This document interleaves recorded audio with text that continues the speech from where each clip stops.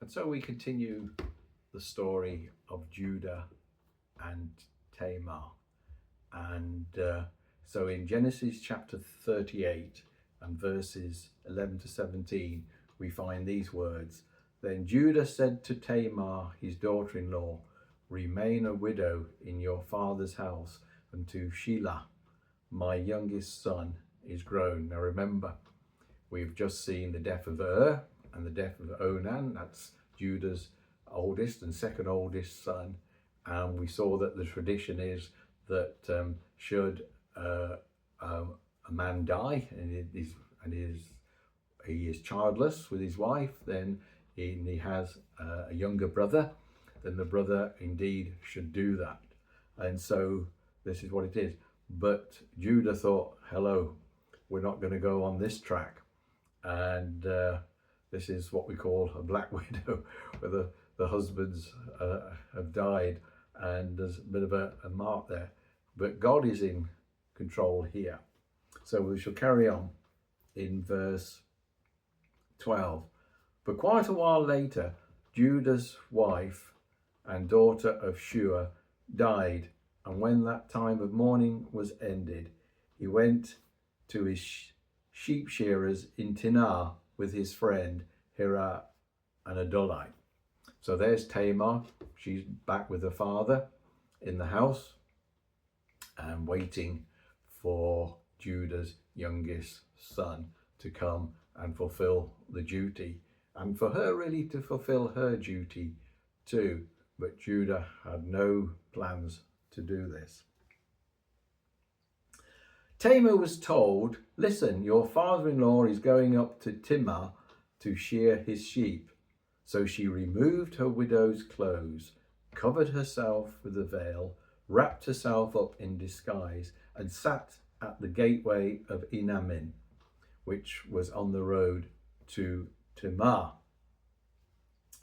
For she saw that Shelah had grown up, and she had not been given to him as a wife.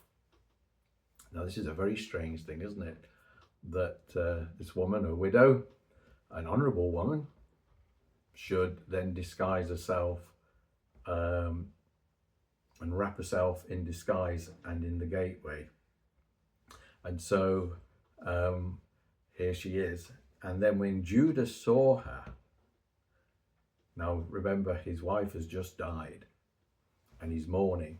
But when Judah saw her, he thought she was a temple prostitute, for she had covered her face, such as woman did.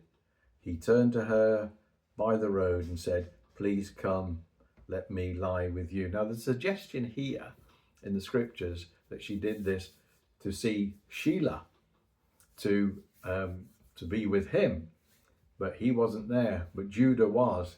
And obviously it's clear what happened. And he says, please come and let me lie with you. For he did not know that she was his daughter-in-law. And she said, what will you give me that you may lie with me? He answered, I will send you a young goat from the flock. And she said, will you give me a pledge as a deposit until you send it? He said, what pledge shall I give you? She said, your seal, your cord, and your staff that is in your hand. So he gave them to her and was intimate with her, and she conceived by him. And so, very precious thing, your seal in those days. That was like if you were doing deals, selling sheep or whatever you were doing, you could use that seal to sort of seal it onto documents or whatever, and it was personal to you, and your cord and the staff. And so that's what she did, and she conceived. You know, in Galatians chapter 6, we read in verse 7 and 8, it says, do not be deceived. God is not mocked. He will not allow himself to be ridiculed nor treated with contempt. That's God. Nor allow his precepts to be scornfully set aside.